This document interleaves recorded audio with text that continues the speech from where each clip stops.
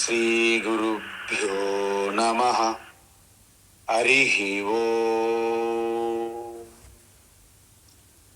వసుదేవసుతం దేవం హంసచానూరమర్దనం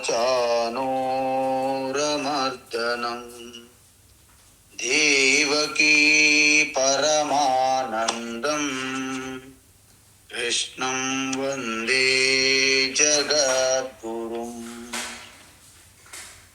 తీర్త్వా మోహార్ణవం హత్వా రాగద్వేషాదిరాక్షసాన్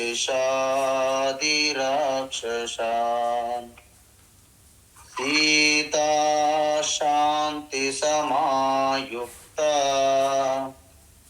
ఆత్మా రామో విరాజతే. ఆత్మా రామో విరాజతే. ఆత్మస్వరూప బంధుగణ,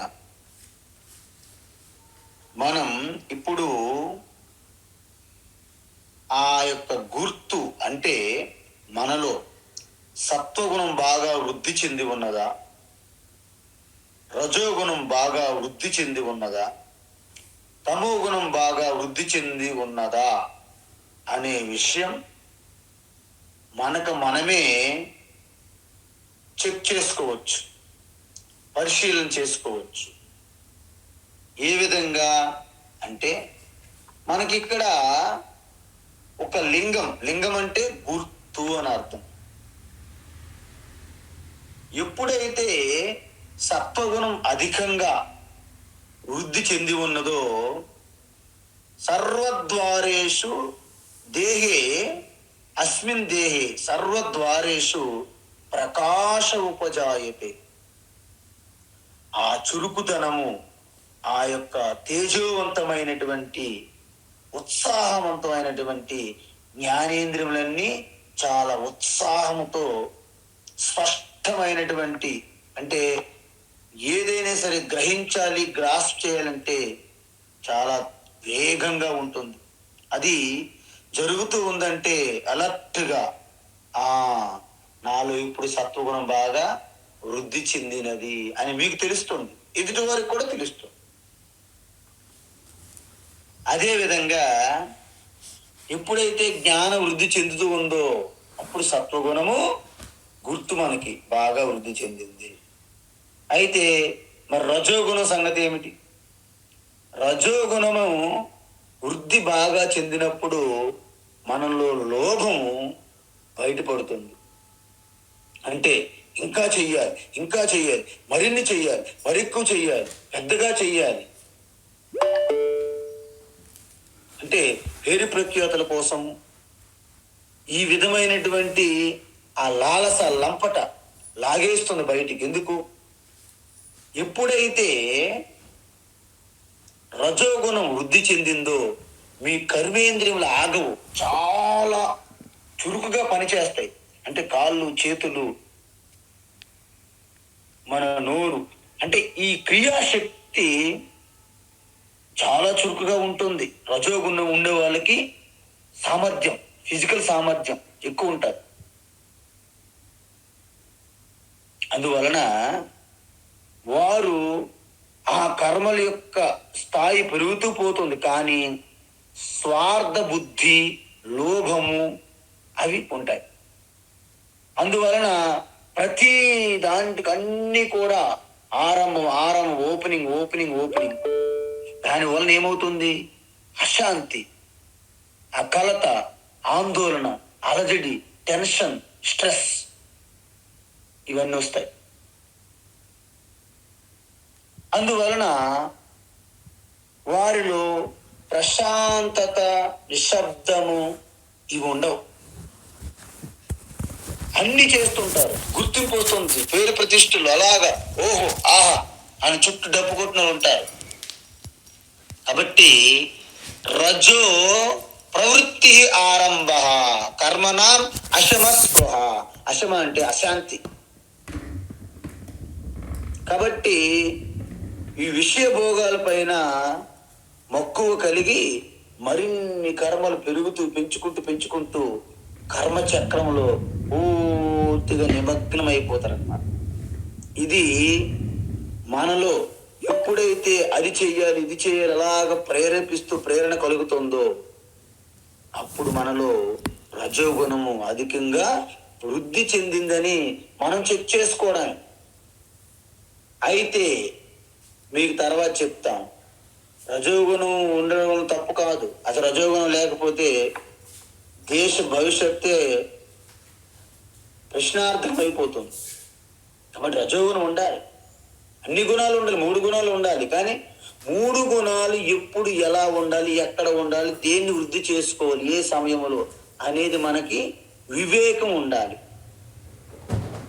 అందువలన కర్మణాం అశమః, అందుకే వీరిలో అత్యుత్సాహం ఎక్కువ.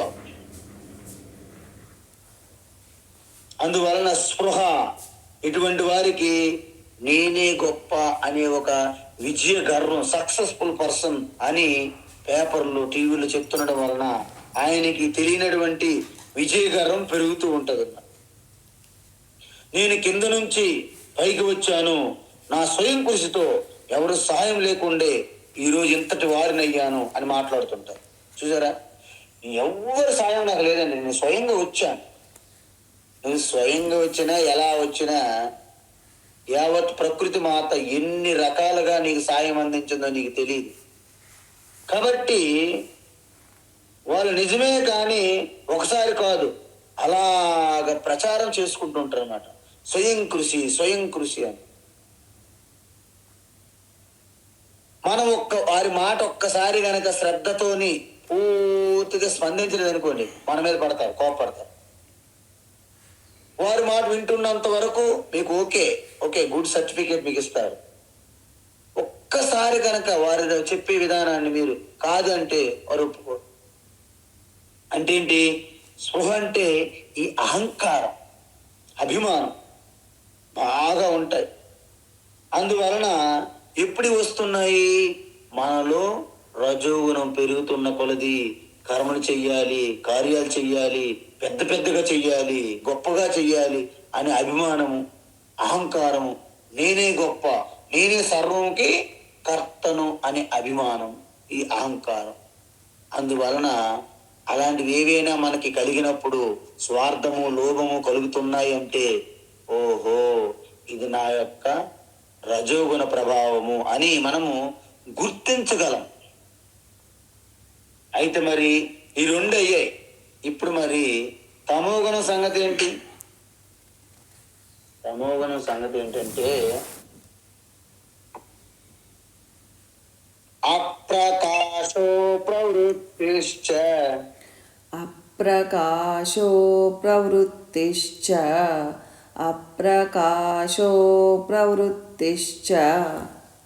ప్రమాదో మోహ ఏవ చ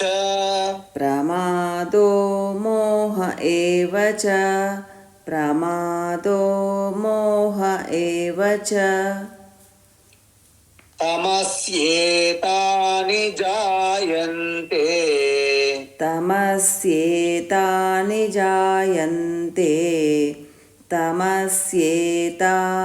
జాయంతే వివృద్ధే కురు నందన అప్రకాశో ప్రవృత్తిశ్చ ప్రమాదో మోహ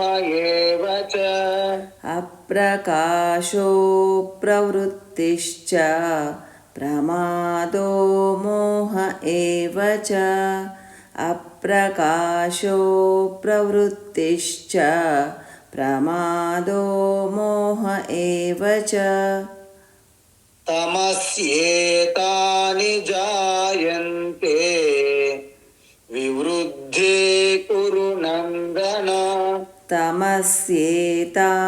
జాయంతే వివృద్ధే కురు నందన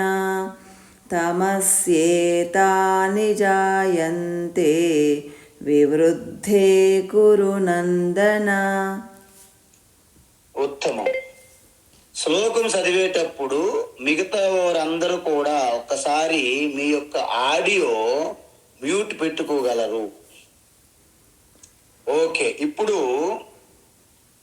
తమో గుణం బాగా మనలో ప్రభావం చూపెడుతుంది, వృద్ధి చెందింది అంటే మనం ఏ విధంగా గుర్తించాలి అంటే అప్రకాశ. చూడండి, మనలో సత్వగుణం వృద్ధి చెందినది ఏం చెప్పాము? ప్రకాశ అన్నాం. అంటే జ్ఞానేంద్రియములు చాలా చురుకుగా పనిచేస్తున్నాయి సత్వగుణం ప్రభావం వలన. అప్రకాశ అంటే మీ జ్ఞానేంద్రియములన్నీ డల్లగా ఉన్నాయి. అంటే చూడడము, వినికిడి, వాసన, రుచి, స్పర్శ, ఆలోచన ఇవన్నీ డల్.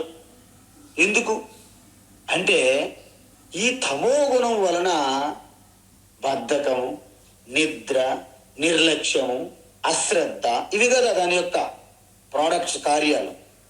కాబట్టి అప్రకాశ. చూసారా? అంటే మనశ్శాంతిగా ఉండలేరు, సుఖంగా ఉండలేరు, జ్ఞానం మీద శ్రద్ధ లేదు, తపన లేదు, ఏమీ లేదు. సో అప్రకాశ. అందువలన ఇక్కడ చూడండి, సత్వగుణం ప్రధానంగా ఉన్న వ్యక్తికే జ్ఞానేంద్రియం చాలా ప్రకాశ అంటున్నారు భగవాన్ శ్రీకృష్ణ. అతను దేని మీద శ్రద్ధ ఉండదు. ఎవరికి? తమో గుణం అధికంగా ఉన్నవాళ్ళు. సపోజ్ న్యూస్ పేపర్లో, ఈనాడు న్యూస్ పేపర్లో ఒక చిన్న వార్త చదవాలన్నా కూడా దాని మీద ఏకాగ్రత దొరకదు. 10 సార్లు ఆ పేపర్ చదివితే తప్ప కొద్దిపాటి న్యూస్ కూడా వారికి గుర్తుండదు, వారి బ్రెయిన్లోకి వెళ్ళదంటే మీరు ఆశ్చర్యపోవక్కర్లేదు. అంటే జ్ఞానేంద్రియములు చాలా డల్గా ఉన్నాయి అని అర్థం. ఎప్పుడు?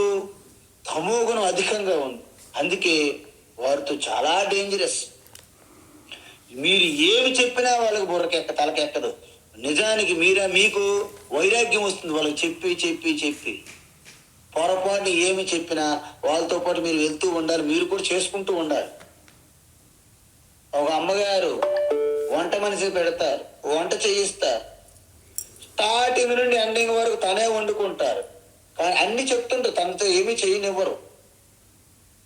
ఎందుకు? ఒక్కసారి విడిచిపెట్టారనుకోండి, ఏం జరుగుతుందో ఎవరు తినలేరేమో అలాంటి వంట వండొచ్చు. అంటే ఈ తమో గుణం అధికంగా ఉండడం వలన మీ జ్ఞానేంద్రియములన్నీ డల్లగా ఉంటాయి. కాబట్టి జ్ఞానానికి వ్యతిరేక పదం ఏంటి? అజ్ఞానము. అంటే అప్రకాశ. పోని జ్ఞానేంద్రియములు డల్లగా ఉన్నాయి, చురుకుగా లేవు, పోని కర్మలు ఏమైనా చేస్తారా అంటే అప్రవృత్తించ. అంటే కర్మేంద్రియములు కూడా చాలా డల్గా ఉంటాయి. కాబట్టి క్రియాశక్తి, ఎనర్జీ చాలా చురుకుగా ఉండదు. కాబట్టి రజోగుణం ఉన్న వ్యక్తికి కర్మేంద్రియాలు చురుకుగా ఉంటాయి, సత్వగుణం ఉన్న వ్యక్తికి జ్ఞానేంద్రియాలు చురుకుగా ఉంటాయి. మరి తమో గుణం అధికంగా ఉన్న వ్యక్తికి ఏముంటాయి? నా ఘర్కి, నా ఘాటుకి. అంటే నా జ్ఞానేంద్రియములు చురుకుగా ఉండవు, నా కర్మేంద్రియాలు చురుకుగా ఉండవు. అంటే డల్గా రెండింటికి మధ్యన కర్మ చేయుడు, ఒక ప్రశాంతంగా మౌనంగా ఏకాంత స్థితిలో కూడా ఉండరు. ఎలా ఉంటారు? నిద్రపోతూ ఉంటారు. అందువలన వీళ్ళకి ప్రవృత్తి లేదంటే అప్రవృత్తి. అందువలన అప్రకాశ అంటే సత్వగుణం లేదని, అప్రవృత్తి అంటే రజోగుణం లేదని మనకి అర్థమవుతుంది. అంటే ఈ 2 గుణాలను అధిగమించి తమో గుణం అనేది తాండవించింది అని అర్థం. ఇటువంటి వ్యక్తిలో ఒకవేళ మీరు బలవంతంగా ఏ పని చేయించాలని ప్రయత్నించినా అతని వెంట ఉండి మీరే మొత్తం చూసుకోవాల్సి ఉంటుంది. ఎందుకంటే ఒకవేళ ఆయనకి వదిలేరనుకోండి, ఉల్టా చేస్తారు. ఉల్టా అంటే మీరు అనుకున్న దానికంటే విరుద్ధంగా చేసి పెడతారు. ఎలా అంటే ఒక యజమాని అన్ని పూల మొక్కలు అన్ని వేశారు, కూరగాయ మొక్కలు పూల మొక్కలు ఉన్నాయి. అక్కడ మంకీస్ ఉంటాయి, కోతి. అంటే కోతికి మంచి ట్రైనింగ్ ఇచ్చారండి. అయితే అన్నారు, భీమరాజు ఏదో పేరు పెట్టారు, భీమరాజ్ ఈ మొక్కలకి మూలములు అంటే మొదట్లో మొక్కలకు మూలంలో మీరు నీరు పొయ్యాలి అని చెప్పి బయటికి వెళ్ళాడు యజమాని. వెంటనే సరే పోతే ఎందుకు, పరమానంద శిష్యులు అందాం. గురువు గారు ఏమన్నారంటే, ఈ మొక్కలన్నిటికీ మూలంలో మీరు నీరు పొయ్యండి. ఆయన వెళ్ళిపోయారు.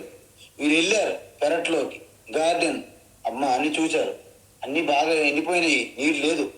అందువలన ఒకరు చెప్పారు, హే కృష్ణారావు నీరు తీసుకురా అన్నాడు. వెళ్ళాడు, నీరు తీసుకొచ్చాడు. ఈలోగా ఈయన మొక్కలన్నీ పైకి పీకి లాగి, ఆ వేళ్ళు ఉంటాయి కదా భూమిలో పడిన వేళ్ళన్నీ చూసి బాగా తుడిచి కడిగి ఆ నీళ్లు ఆ వేళ్ళు మీద నీళ్ళు పోశారు. అలా పోస్తారనమాట. అందువలన తమో గుణస్తులకు మీరు బలవంతంగా ఏది చెప్పి విడిచిపెట్టిస్తే మీ పనులన్నీ ఆ మూలంలో నీళ్ళు పోయేంత, ఎలాగైతే మొక్కలు పైకి పీకి ఆ మూలంలో నీళ్ళు పోసినట్టు చేస్తారు. కాబట్టి తస్మాత్ జాగ్రత్త వాళ్ళతో మనం పని చేయించేటప్పుడు. అందువలన అంటే ప్రమాదం అంటే ఏంటి, నిర్లక్ష్యం అని చూసాం మనం. అంటే నిర్లక్ష్యం వలన వాళ్ళు తప్పులు చేయడం అనేది సహజం. ఎవరు, తమో గుణస్తులు. ఎందుకంటే పాపం వాళ్ళకి క్లారిటీ అందట్లేదు, బుద్ధి పని చేయదు, బుద్ధి బాగా డల్ అయిపోయింది. ఎలాగంటే ఎప్పటి నుండి ఒక కొలను నీరు ఎప్పుడు ప్రవహించకుండా అలాగా మనకి ఈ యొక్క పాకు పట్టింది అంటారు చూడండి, పాకు పట్టింది గ్రీన్ శైవలాలు, అలాగా బుద్ధి మాంద్యంలోకి వెళ్ళిపోతుంది అన్నమాట. అందువలన మోహం అన్నారు. అంటే ఏంటి, మోహమేవా ప్రమాద మోహ ఏవచ. అంటే ప్రమాదం అంటే నిర్లక్ష్యము, మోహం అంటే పూర్తిగా నిద్రామైక్యముతో కప్పి ఉంటుంది బుద్ధి. అందువలన తనకి ఏం కావాలో, అంటే జీవితంలో కూడా నా యొక్క లక్ష్యం ఏంటి, గమ్యం ఏంటి అనేది ఏం తెలీదు. నీ లక్ష్యం ఏమిటి అని అడిగారు అనుకోండి, ఆడేమంటాడంటే అతనికి ఏదేం తెలిస్తే కదా పోనీ, ఏదో ఆ భ్రమలో ఉల్టా చెప్తూ ఉంటారన్నమాట. ఒక్కొక్కసారి వాళ్ళ మాటలు చూస్తే మీకు జాలి వేస్తుంది. పోనీ ఏదైనా సాయం చేద్దామా, ఏదైనా మార్గం చూపిద్దామా అంటే తన జీవితంలో ఏది సాధించాలో నిర్ణయించుకోలేరు. వాడు చదువుతున్నదేమో బైపీసీ, ఆయన ఇంజనీర్ కావాలంటారు సపోజ్. అది అసాధ్యం. అందువలన మీరు చెప్పింది కూడా వినడానికి కూడా టైం ఇష్టపడరు. అందుకే చెవిటివాడి ముందు శంఖం ఊదినట్లుగా వారికి మీరు చెప్పడం దండగా, వృథా. ఇలా కేవలం డ్రై అలాగ ఎండిపోయినటువంటి ఆకుల వల్లే తేలుతారు వాళ్ళు. అతని గురించి ఈవెన్ మనం ఏదో ఈశ్వరుని ప్రేయర్ చేసి ప్రార్థించి వాళ్ళ సద్బుద్ధి ప్రాప్తించుగాక అని చెప్పడం తప్ప మనం ఏమీ చేయలేం. ఎందుకు, వాళ్ళలో ఉన్నటువంటి నీరసము, డల్లు, బద్ధకము, నిర్లక్ష్యము, అశ్రద్ధ, ఆ నిద్ర, మత్తు, ఇవన్నీ మీరు తొందరగా ఏమీ చేయలేరు. అంటే ఎవరైతే ఇటువంటి ఆ తమోగుణ ప్రభావానికి పూర్తిగా బానిసై ఉన్నారో, ఆ తమోగుణం ఎలాగైతే కప్పివేసిందో ఒక పొరలాగా, వాళ్ళ పరిస్థితి ఇలా ఉంటదన్నమాట. మనలో ఇది ఎప్పుడు కలుగుతుంది, నిద్రపోయేటప్పుడు, బాగా నిద్ర ఆవరించినప్పుడు ఆ స్థితిలో ఉంటారు మీరు. అంటే బాగా అలసిపోయారు, పనిచేసి అలసట చెందారు, ఇంద్రియములన్నీ బాగా అలసిపోయాయి, ఇక మీకు కావాల్సింది రెస్ట్. నా వల్ల కాదండి, రేపు మాట్లాడుకుంటా అని మీరు అలాగ వాలిపోతారు బెడ్ మీద. That is the state of తమో గుణం యొక్క వృద్ధి అప్పుడు జరిగింది. సరే, నిద్రపోయేటప్పుడు మన అందరికీ తమో గుణం అవసరం. కానీ రోజంతా ఆ తమో గుణాలు ఉంటే అది మనకు శాపము. అది కేవలం నిద్ర ఉండే తమో గుణం నిండి ఉంటే అది మనకు వరం. చూసారా? అందువలన తమసి వివృద్ధే సతి. తమో గుణం ఎక్కువగా ఉన్న వ్యక్తిలో నిర్లక్ష్యం, మోహం, బద్ధకం ఇవన్నీ ఉంటాయి. ఇంతవరకు చూసిన లక్షణాలు బట్టి ఏ వ్యక్తి ఏ గుణం ఎక్కువగా ఉందో మనము నిర్ణయించవచ్చు. అవునా కాదా? దీన్ని లింగము అంటారు, అంటే గుర్తు. అందువలన తమో గుణం యొక్క గుర్తు ఏంటి? నిర్లక్ష్యము, నిద్రమత్తు, నీరసము, బద్ధకము. ఇవి కలిగినప్పుడు నాలో తమో గుణం అధికంగా ఉందని మనం గుర్తించుకోవాలి, తెలుసుకోవాలి మనం, అంతే. ఎందుకంటే గుణాలు అనేవి బయటికి మనకి కంటికి కనిపించే స్థూల వస్తువులు కాదండి. అవి అత్యంత సూక్ష్మం. అలాంటి వాటికి అనుమానం ద్వారా మాత్రమే తెలుసుకోగలం. అనుమానం అంటే ఏంటి? అక్కడ దూరంగా కొండ ఉంది, పర్వతం. అక్కడ అగ్ని ఉందో లేదో కనిపించట్లేదు, కానీ పొగ వస్తుంది. అప్పుడు ఏమంటారు మీరు? ఓహో, అక్కడ అగ్ని ఉంది. నేను అడిగా, నీకు కనిపించేది అగ్ని ఎలా చెప్పావు? అక్కడ పొగ వస్తుంది కాబట్టి అగ్ని ఉంది. ఎందుకు? అగ్ని లేకపోతే పొగ రాదు. చూసారా? అది అనుమానము. మీరు అనుమానం పట్టి చెప్పారు. ఉదయం లేచాను, మన వాకిట్లో అంత బురదగా ఉంది మొత్తం. ఓహో, రాత్రి వర్షం పడింది. ఎలా చూసారు మీరు? వర్షం చూసావా? లేదు. మరి ఎలా చెప్తున్నావు? ఇదిగో మొత్తం రోడ్డు అంతా బురదగా ఉంది. అనుమానము. ఒక వ్యక్తి పీలగా ఉన్నాడు, ఉపవాసం చేస్తున్నాను అనుకున్నాం మనం. కానీ కొన్నాళ్ళకి ఆయన, ఏమయ్యా రోజు తింటున్నావా? నేను భోజనం చేయట్లేదు. కానీ లావుగా ఉన్నాడు. అంటే మీ అనుమానం ఏంటి? రాత్రిపూట ఒకటే బ్యాటింగ్ చేస్తున్నాడేమో అని డౌట్. మనిషి లావుగా ఉన్నాడు, పగలంతా భోజనం చేయట్లేదు, అంటే రాత్రిపూట చేస్తున్నాడు. మీరు చూడకపోయినా మీకు అనుమానం.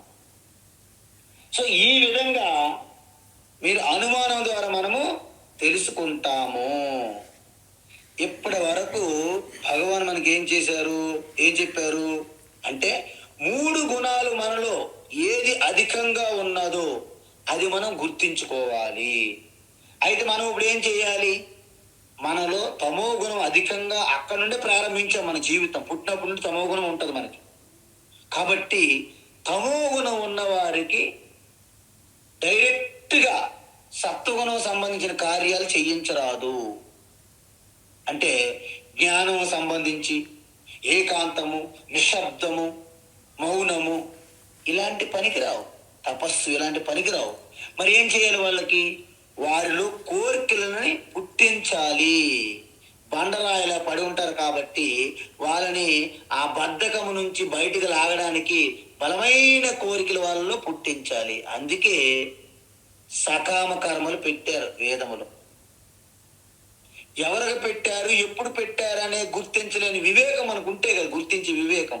అందువలన జీవితాంతం అదే ఇక పరమ లక్ష్యము అని మన భ్రమలో ఉండిపోయాం. కాబట్టి తమో గుణం అధికంగా ఉన్న వ్యక్తుల్ని రజోగుణ రూపకమైనటువంటి కర్మల్లో ప్రేరేపించాలి. సర్వేంద్రియాతీత పదాస్థితోపి సర్వేంద్రియా ప్రేరయిత పరోయః. అంటే వాస్తవానికి ప్రతి ఒక్కరూ ఆత్మస్వరూపంగా ఇంద్రియములకన్నిటికీ అతీత స్థితిలో ఉన్నారు ఆత్మగా. కానీ అది తెలుసుకొని సిద్ధంగా లేరు, సంసిద్ధంగా లేరు. కాబట్టి ఇంద్రియుల ప్రేరణ కలిగించి ఆ యొక్క కోరికలను చొప్పించి కర్మలు చేయించాలి మొదట. అప్పుడే కదా బెడ్ నుంచి బయటికి లేస్తాడు. లేకపోతే వాళ్ళ లాజిక్ ఎలాగుంటుందంటే, మా mummy why are you wake up me అని నాకెందుకు లేపుతున్నారు అంటారు. బాబురా టెంపుల్కి వెళ్దాం, ఈరోజు ఆదివారం అసలే మంచి రోజు, సూర్య భగవానుడు ఆదివారం సండే వెళ్దాం టెంపుల్కి అంటారు. మమ్మీ దేవుడు ఎక్కడ ఉన్నాడు చెప్పు అంటారు. దేవుడు అంతర్యామి సర్వవ్యాపి అంటున్నాం కదా నాయన, అంతటా ఉన్నాడు అంటాడు. అంతటా ఉంటే మరి మన ఇంట్లో ఉన్నాడా లేదా? ఉన్నాడు. మన ఇంట్లో ఉంటే మరి ఈ గదిలో మరి బెడ్రూమ్లో ఉన్నాడా లేదా? ఉన్నారు. బెడ్రూమ్లో ఉంటే మరి బెడ్ పైన ఉన్నాడా లేదా? దేవుడు ఉన్నాడు. మరి బెడ్ పైన దేవుడు ఉంటే మరి నేను బయటికి ఎందుకు రావాలని బ్లాంకెట్ కప్పుకొని పడుకుని పోయి పిల్లలు ఉంటారు మీకు అక్కడక్కడ. వాళ్ళకి మీరు చాలా ఓపికగా తెలివిగా వివేకముతో వాళ్ళకి నచ్చ చెప్పాలి. అబ్బే ఈ దేవుడంతే లేదంటాడండి, ఈ నాస్తికుడు ఆయన నిందలు వేయకూడదు. ఎందుకంటే వాళ్ళకి స్పష్టమైన జ్ఞానం కావాలి, మీరు చెప్పట్లేదు. అమ్మ ఫ్యాన్ ఎందుకు తిరుగుతుంది అన్న బిడ్డ, నీకు ఫ్యాన్ ఎందుకు తిరుగుతుందో తెలియదు, షటప్ నోరు పూసుకో. ఫ్యాన్ ఎందుకు తిరుగుతుంది, కరెంట్ ఎందుకు తిరుగుతుంది అంటే ఏమర్థం అవుతుంది? కాబట్టి వాళ్ళకు ఒక వివేకవంతమైనటువంటి లాజిక్ చెప్పాలి.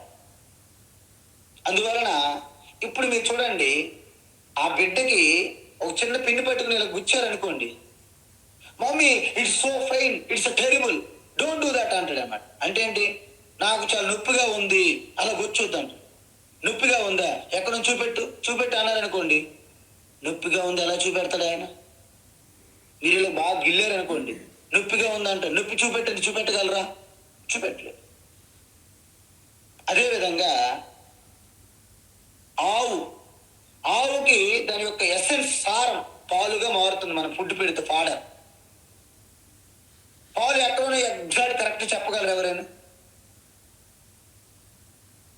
ఒళ్ళంతా పాలు ఉన్నాయి, అయితే మనం తోక్కెళ్ళి లాగిన చెవులు లాగితే పాలు వస్తాయా? రావు. ఆ పొదుగు దగ్గరికి వెళ్ళి ఆ అడ్డర్ దగ్గరికి వెళ్ళే పాలు మనం తీయాల్సి ఉంటుంది. అదేవిధంగా సర్వవ్యాపి చైతన్య పరమాత్మ నిజమే, వాస్తవం. కానీ దాంతో కనెక్ట్ అవ్వాలంటే, అనుసంధానం అవ్వాలంటే ఆరంభంలో టెంపుల్ చూపెట్టారు. దారి మీకు ఒక ప్రతిమ, ఒక ఆకారం చూపెట్టారు, ఒక మంత్రం ఇచ్చారు. ఇవన్నీ ఆరంభంలో చెప్తారు. అదే ఇక లాస్ట్ చివరి లక్ష్యం అని అక్కడే ఆపేస్తే అది పూర్తి స్థాయి కాదు, అసంపూర్ణం. కాబట్టి ఈ విధంగా తమో గుణం ఉన్న వారికి రజోగుణంలోకి రప్పించి, రజోగుణంలో ఉన్న వారికి సత్వగుణంలోకి మెల్లగా రప్పించి, సత్వగుణంలో ఉన్నవారు కూడా అది కూడా బంధనం అని చెప్పాం మనం. అంటే జ్ఞానార్జున నాకెక్కడ డిస్టర్బ్ చేయకూడదు, నాకెక్కడ ఇబ్బంది పెట్టకూడదు, నిశ్శబ్దము, ప్రశాంతత అనే దానిపైన కూడా ఆధారపడడం అనేది బంధనం అని చెప్పాం. చూసారా? అంటే ఆ సత్వగుణం నుండి కూడా మీరు సాక్షి భావనకు రావాలి. చూసారా? నాకు బ్యాంక్ అకౌంట్ మీద నాకు ఆసక్తి ఉంది, అటాచ్మెంట్ ఉంది, నాకు ఈ యొక్క మెడిటేషన్ క్లాసులు, భగవద్గీత క్లాసులు, రామాయణము అవి లేకపోతే నేను ఉండలేను, అవే నా జీవితం, అది లేకపోతే ఉండలేను అన్నారనుకోండి, అది కూడా బంధనమే. కాబట్టి ప్రతిది కూడా సాక్షిగా గమనించి ఉంటే అప్పుడు ఆ బంధనం నుండి కూడా మీరు బయటపడతారు. అంటే 3 గుణాలకు అతీతంగా వెళ్ళే ఆ స్థితియే గుణాతీత అంట. అది తర్వాత వస్తుంది త్వరలో. అయితే ఇక్కడ భగవాన్ ఏం చెప్తున్నారంటే, లింగం అయిపోయింది, ఇప్పుడు నాలుగోది ఏంటంటే గతి. గతి అంటే ఏంటంటే శరీరం పడిపోయిన తర్వాత వారు ఏమవుతున్నారు, ఏ గతిని పొందుతారు అని చెప్పడానికి భగవాన్ ఇప్పుడు ప్రారంభిస్తున్నారు అన్నమాట. 14వ శ్లోకం. యదా సత్వే,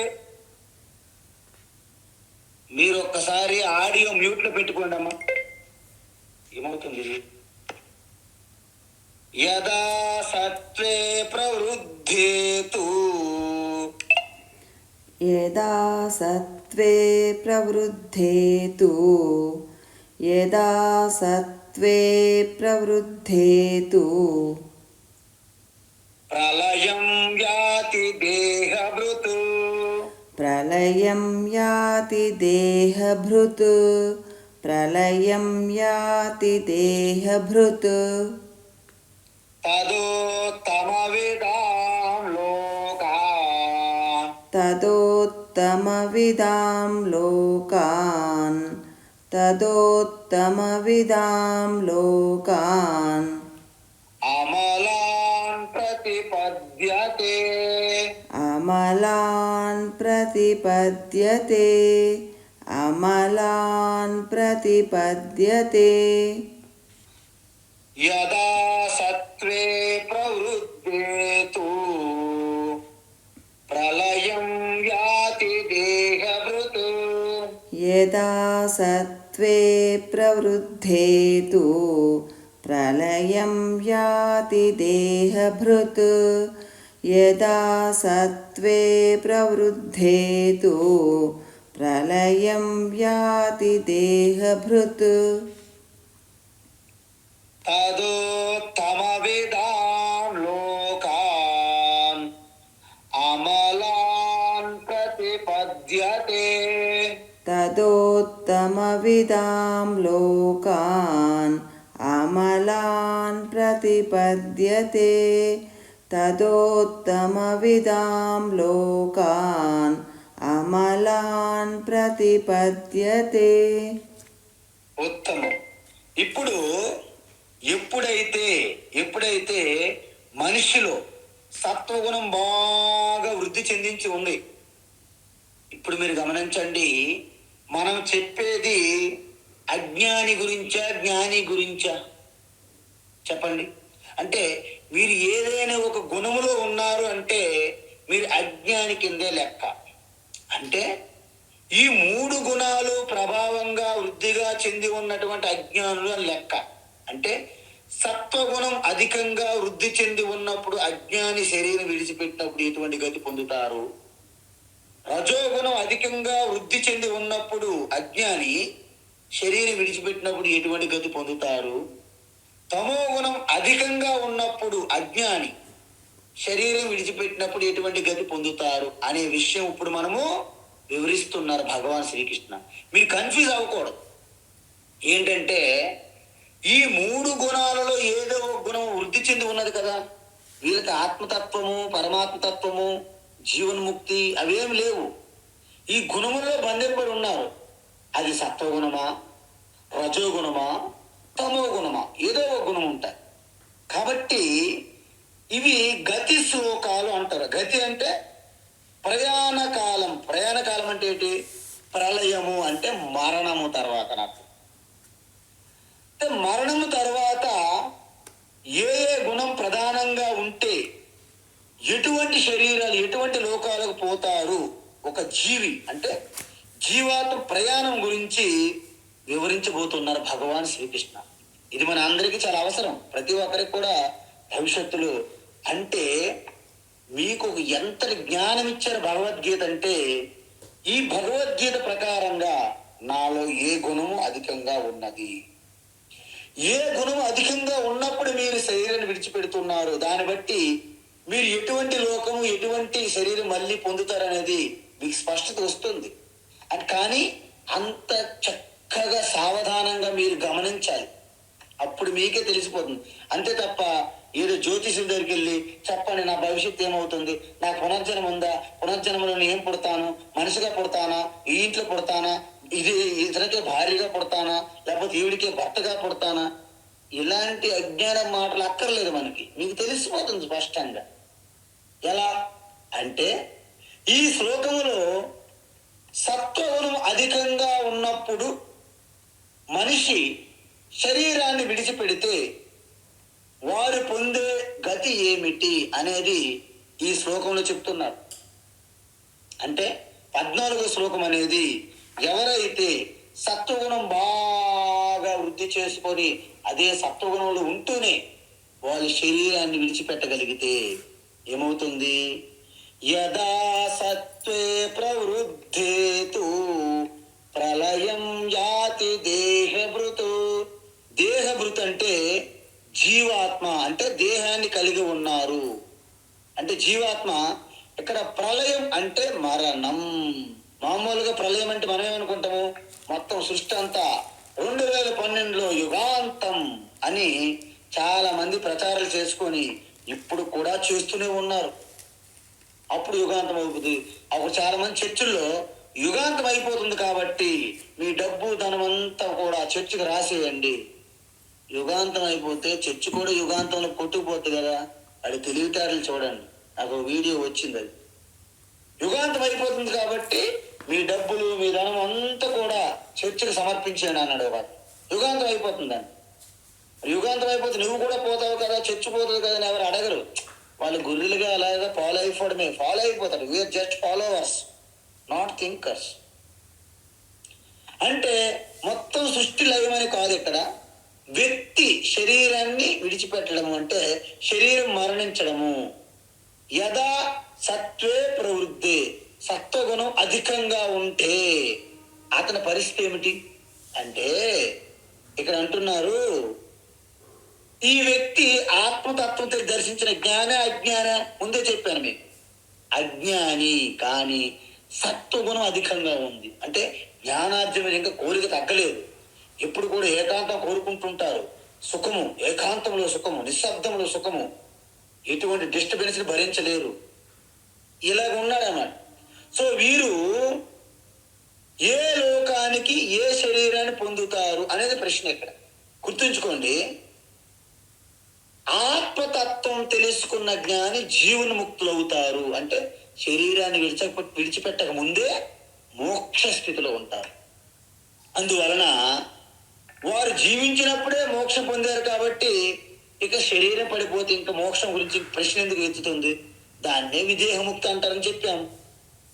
అందువలన ఉపనిషత్తుల్లో ఏం చెప్పారంటే, నతస్య ప్రాణ ఉత్క్రామంతి బ్రహ్మైవ సన్ బ్రహ్మాప్యేతి బ్రహ్మవిత్ బ్రహ్మైవ భవతి. తస్య ప్రాణాహ అంటే ఎవరైతే ఆత్మతత్వం తెలుసుకున్న జీవన్ముక్తులు శరీరం పడిపోయినప్పుడు ఈ స్థూలమైనటువంటి ఈ శరీరము స్థూల పంచభూతముల్లో కలిసిపోతుంది. ఈ సూక్ష్మ శరీరం అనేది సూక్ష్మ ప్రపంచంలో కలిసిపోతుంది.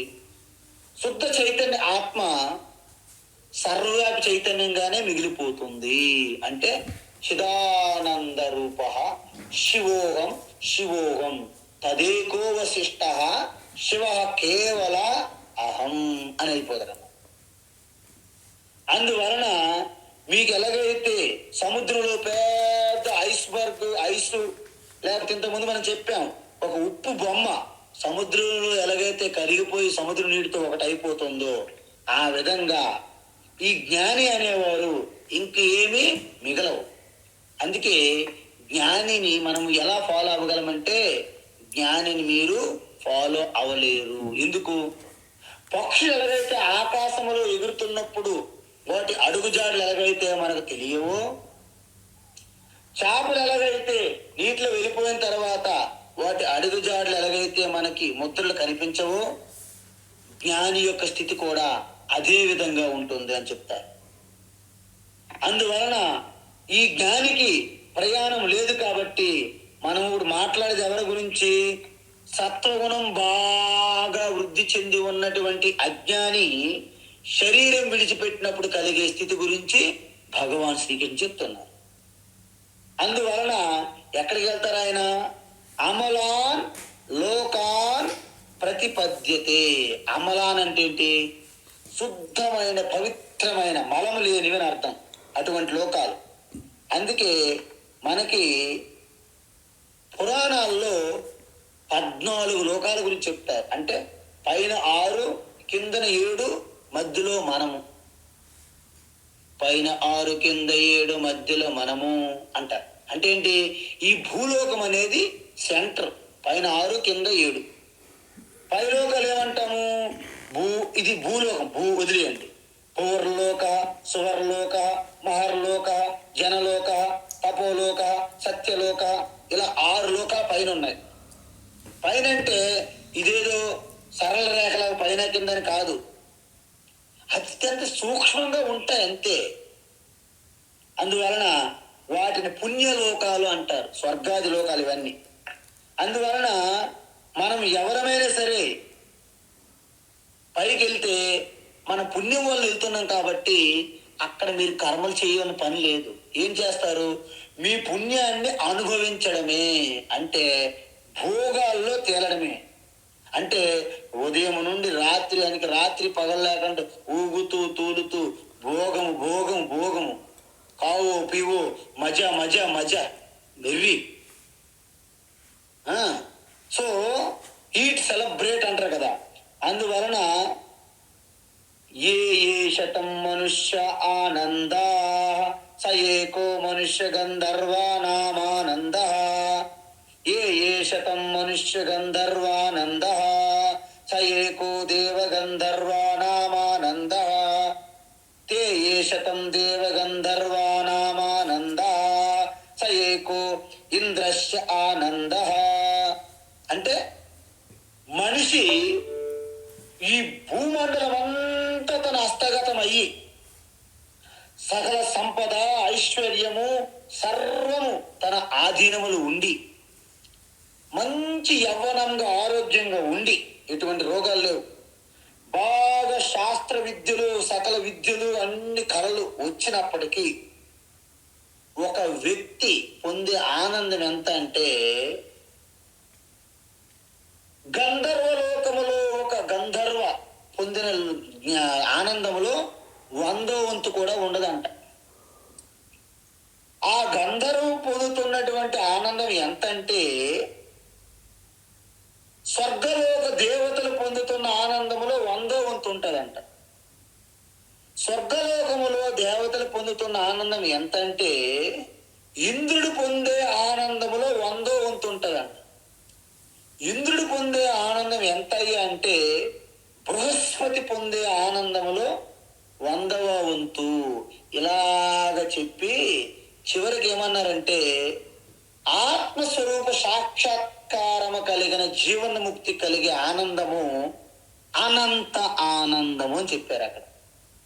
అందుకే సత్యం జ్ఞానం అనంతం బ్రహ్మ అనంత ఆనందము అని చెప్తారు అన్నమాట. కాబట్టి ఈ విధంగా వీళ్ళు దాని గురించి చెప్పారు, ఆనందం యొక్క తారతమ్యాల గురించి చెప్పారు. కాబట్టి వీళ్ళు పొందే ఆ పుణ్యం బట్టి ఆ లోకాల్లో వీళ్ళు మళ్ళీ జన్మిస్తారు అని చెప్పారు. ఎలాంటి లోకాలు అవి? ఉత్తమ విధాం లోకాన్. ఇక్కడ ఉత్తమ పురుష అంటే ఏంటి? ఉత్తమ అంటే ఏంటి? ఈశ్వర అంటే సగుణ ఈశ్వర. విధాం అంటే విధాం అంటే ఏంటి? ఆ ఉపాసన చేసేవాళ్ళు. అందుకే చూడండి, మీరు ఎంత సకామైన నిష్కామైన పనులు చేసేవారు కంటే ఆ ఉపాసన ధ్యానం అనేది గొప్పది. అందుకే పూజ కోటి సమం స్తోత్రం అన్నారు. పూజ కోటి సమం స్తోత్రం అన్నారు. స్తోత్ర కోటి సమం జప, జప కోటి సమం ధ్యానం. చూసారా? అందువలన ఉపాసన ధ్యానం అనేది చాలా గొప్పది. అందువలన సగుణ ఈశ్వర ఉపాసకులు ఎవరైతే ఉంటారో వారు పొందే ఆ గొప్ప ఉత్తమ జన్మ, ఆ లోకాలు ఏవైతే ఉంటాయో అవి ఈ సత్వగుణం బాగా ప్రధానంగా ఉన్నప్పుడు మీ దేహత్యాగం జరిగితే అటువంటి గొప్ప పొందుతారు. ఇక్కడ మీరు ఒకటి గమనించాలి, మీరు ఊర్ధ్వలోకాలకి స్వర్గాది గొప్ప లోకాలకు వెళ్తారు, కానీ అక్కడ మీకు కొత్తగా పుణ్యము రాదు, పాపము రాదు. ఏమొస్తుంది? కేవలము మీ పుణ్యాన్ని ఖర్చు పెట్టుకోగలరు అంతే. ఇది సత్వగుణం ప్రధానంగా ఉన్నప్పుడు అజ్ఞానిగా శరీరం త్యాగం చేస్తే జరిగే ప్రతిఫలం అన్నమాట ఇది. తర్వాత భగవాన్ ఏం చెప్తున్నారంటే ఇప్పుడు 2వ దాంట్లో 15లో రజోగుణము బాగా వృద్ధి ఉన్నప్పుడు, తమోగుణం బాగా వృద్ధి ఉన్నప్పుడు అజ్ఞాని జీవి శరీరం విడిచిపెడితే ఏమవుతుంది ఇది తెలియాలి మనకు. రజసి ప్రళయం గత్వా, రజసి ప్రళయం గత్వా, రజసి ప్రళయం గత్వా కర్మ సంగిషు జాయతే, కర్మ సంగిషు జాయతే, కర్మ సంగిషు జాయతే తథా ప్రళీనస్తమః, తథా ప్రలీనస్తమసి తథా ప్రలీనస్తమసి మూఢయోనిషు జాయతే మూఢయోనిషు జాయతే మూఢయోనిషు జాయతే రజసే ప్రళయం గత్వా కర్మ సంగిషు జాయతే రజసి ప్రళయం గత్వా కర్మసంగిషు జాయతే రజసి ప్రళయం గత్వా కర్మసంగిషు జాయతే తథా ప్రలీనస్తమసి మూఢయోనిషు జాయతే తథా ప్రలీనస్తమసి మూఢయోనిషు జాయతే తథా ప్రలీనస్తమసి మూఢయోనిషు జాయతే. ఉత్తమం. అయితే ఇక్కడేం చెప్పారు? మొదటి శ్లోకంలో సత్వగుణం చెప్పేశారు. ఈ శ్లోకములో రజోగుణం బాగా వృద్ధి చెందినప్పుడు శరీరం విడిచిపెడితే వారి యొక్క గతి, తమో గుణం బాగా వృద్ధి చెంది ఉన్నప్పుడు శరీరం విడిచిపెడితే వారి యొక్క గతి ఏమిటి అనేది ఇక్కడ చెప్పబోతున్నారు. రజసి ప్రళయం గత్వా, ఇక్కడ కూడా ప్రళయం ఎక్కడొచ్చినా ఇప్పుడు మరణం అని అర్థం. అంటే రజోగుణం ప్రధానంగా ఉన్న వ్యక్తి మరణించారనుకోండి, అంటే ఆయన కూడా అజ్ఞానే. ఎందుకు? ఇక్కడ ఏ గుణములోనే సరే ప్రధానంగా ఉన్నారంటే ఆత్మతత్వం ఇంకా వారికి సాక్షాత్కారం కలగలేదన్నమాట. అందువలన రజోగుణం ప్రధానంగా ఉన్న వ్యక్తి మరణం తర్వాత మళ్ళీ ఖచ్చితంగా పుడతారా లేదా? చెప్పండి. డౌట్ ఉంది ఎవరికి? మీకు లేదు. అజ్ఞాని అంటే జీవన్ముక్తి స్థితి పొందకుండా, ఆత్మస్వరూపం అనేది పూర్తి అనుభూతిలో రాకుండా ఎవరు దేహాన్ని విడిచిపెట్టినా పునర్జన్మ తథ్యం. కాబట్టి మళ్ళీ పుడతాడు. ఎలా పుడతారు వీరు? తప్పకుండా పుడతారని తెలుసు, కానీ ఎక్కడ అంటే కర్మ సంగిసు. చూసారా? కర్మలు ప్రధానంగా ఉన్న లోకములో పుడతారు అన్నారు. కర్మలు ఎక్కడ ఉంటాయి? ప్రధానంగా భూలోకంలోనే ఉంటాయి. ఇంకా ఏ లోకములో కర్మలు మీకు ఉండవు. ఎందుకు? ఊర్ధ్వ లోకాలు, స్వర్గాది లోకాలకి వెళ్తే మీరు భోగాలు అనుభవించడం తప్ప మీరేం పని పాటలు మీకు ఉండవు, డ్యూటీస్. పోని నీచమైనటువంటి, నీచం అంటే అధోగతి లోకాలు, ఆ లోకాలకు వెళ్తే మీ పాపమే ఖర్చు అవుతుంది తప్ప మీకు పాపము రాదు, పుణ్యము రాదు కొత్తగా. అందువలన మీరు బ్యాంక్ అకౌంట్లో పుణ్యము కానీ పాపం కానీ మీరు కొత్తగా తెచ్చుకోవాలంటే భూలోకములోనే పుట్టాలి, మర్త్యలోకములు. అందువలన అధోలోకాల్లో పాపక్షయమవుతుంది, ఊర్ధ్వలోకాల్లో పుణ్యాన్ని క్షయమవుతుంది. కానీ మనుష్యలోకం, భూలోకములో మాత్రము మీరు కర్మలు చేసి కొత్తగా పుణ్యాన్ని చేసుకోవచ్చు, పాపాలు చేసి పాపాన్ని కూడా మీరు సంపాదించవచ్చును. అందువలనే ఈ మనుష్యలోకములు పుట్టడం అనేది అద్భుతం, అపురూపం. అపురూపమైనదమ్మ మనుష్య జన్మ, ఆ జన్మకు పరిపూర్ణత ఈశ్వర రూపం. అపురూపమైనదమ్మ మనుష్య జన్మ, ఆ జన్మకు పరిపూర్ణత ఈశ్వర సాక్షాత్కారం అనాలి. అందువలన కేవలము మనము స్వర్గాది లోకాలకు వెళ్ళినా భోగాలు అయిపోతాం, కింద పడిపోతాం. ఎందుకు? క్షీణే పుణ్యే మత్యలోకం విశంతి అని చెప్పి 9వ అధ్యాయంలో. కాబట్టి ఇక్కడ మనము ఈ క్రిములు, కీటకాలు, ఒకవేళ మీకు భూలోకములో పుట్టినా మీకు తమోగుణం ప్రధానంగా ఉన్నప్పుడు శరీరం విడిచిపెట్టారు కాబట్టి ఏదో క్రిములు, కీటకాలు, నక్కలు, ఎలుకలు ఇలాంటి జంతువులుగా పుట్టొచ్చు. అందువలన మీరేం చేయాలంటే పూర్తిగా సత్వగుణము మన వృద్ధి జరిగేటట్టు మీరు కాస్త జాగ్రత్త పడాలి. అప్పుడు మీరు దేవీ దేవతలుగా కూడా మీరు జన్మించవచ్చు. కానీ మీకు పూర్తి మోక్షం అంటే ఆ 3 గుణాలకు కూడా అతీతంగా వెళ్ళాల్సి వస్తుంది. అది ఎలా ఏమిటనేది ఇంకొస్తా తర్వాత. అందువల్ల కర్మ సంగిసు అంటే కర్మలు బాగా చేసే భూలోకంలో పుడతారు. ఎందుకు? ఊర్ధ్వలోకాలకి వీళ్ళు వెళ్ళరు రజోగుణం అధికంగా ఉన్నప్పుడు.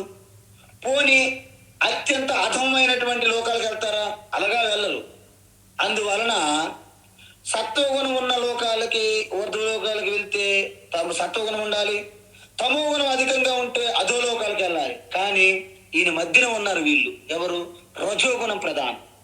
అంటే వీళ్ళు మధ్యలోకములో కర్మ సంగీసు అంటే ఈ భూలోక మనుష్యలోకంలోనే పుడతారు. అందువలన వీళ్ళ గతి ఏంటి? మధ్యలోకములో పుడతారు. ఎవరు? రజోగుణం అధికంగా ఉన్నవారు ఈ మధ్యలోకములోనే పుడతారు. ఇక్కడ అధికంగా చెప్పాము అంటే దీన్ని బట్టి మీకు అర్థమైంది ఏంటి? ఈ భూలోకములో మనుష్యలోకములో పుట్టిన వాళ్ళందరికీ అధికంగా ఉన్నది రజోగుణమే. దాని తరువాత సత్వగుణం ఉన్నదా అధికంగా, లేక తమో గుణం ఉన్నదా అనేది మనిషికి తేడాగా ఆధారపడి ఉంటుంది. కాబట్టి ఇప్పుడు మనం ఏం చూసాము? వీళ్ళు మనుష్య లోకములో పుడతారు. అయితే తమో గుణం గురించి చూడాలి కదా. మరి ఏంటది? తథా ప్రలీన తమసి మూఢయోనిషి జాయతే.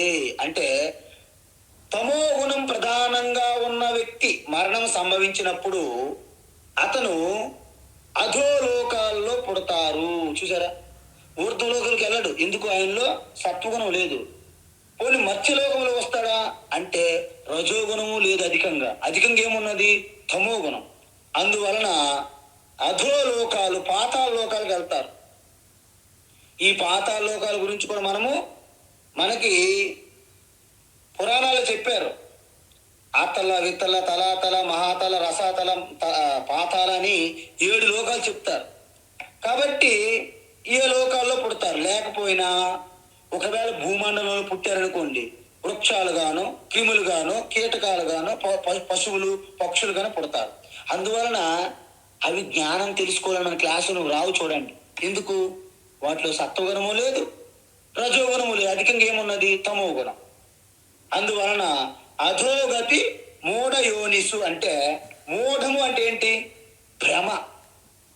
భ్రమ, కన్ఫ్యూజన్. అందువలన వాళ్ళు మూఢయోనిసు అంటే ఎటువంటి జ్ఞాన ఆర్జన ఉండదు, ఎటువంటి కర్మ చేయాలని కోరికలు లేనటువంటి ఆ మూఢయోనిసు అంటే అనేకమైనటువంటి నీచమైన శరీరములు కలిగి ఉన్నటువంటి అల్పమైనటువంటి ఆ క్రిమి కీటకాలు, జంతువుల వలె జన్మ పొందుతారు. ఎవరు? అధికంగా తమో గుణములోనే మరణించినప్పుడు. ఇది మనం చాలా కేర్ఫుల్గా పాటించాలి. అందుకే మనవారు ఎవరైనా సరే ఆ సమయంలో వాళ్ళ చుట్టూ సత్సంగము, ఏదో ఒక ఈశ్వరుడు యొక్క చింతన కలిగేటట్లు మనము వాళ్ళని తయారు చేయాలి. అది భారతీయ సనాతన ధర్మం. కాబట్టి రేపటి నుండి మరణించినప్పుడు వాళ్ళు పొందే గతి గురించి చూసాం. రేపటి క్లాసులు ఏం చెప్తున్నారు భగవాన్? లాస్ట్ ప్రయోజనము. మరణించినప్పుడు కలిగే గతి గురించి ఓకే. ఇప్పుడు బ్రతికున్నప్పుడు ఆయా గుణములు బాగా ఉన్నప్పుడు కలిగే ప్రయోజనం ఏమిటి అనేది రేపటి తరగతిలో చూద్దాం. ఇది చాలా బాగుంటుంది. ఎందుకంటే ఏ గుణం అధికంగా ఉంటే జీవించి ఉన్నప్పుడే ఎటువంటి ప్రయోజనం పొందవచ్చును అనేది రేపటి క్లాసులో చూద్దాం. హరి ఓం తత్సత్. సర్వం శ్రీకృష్ణార్పణమస్తు.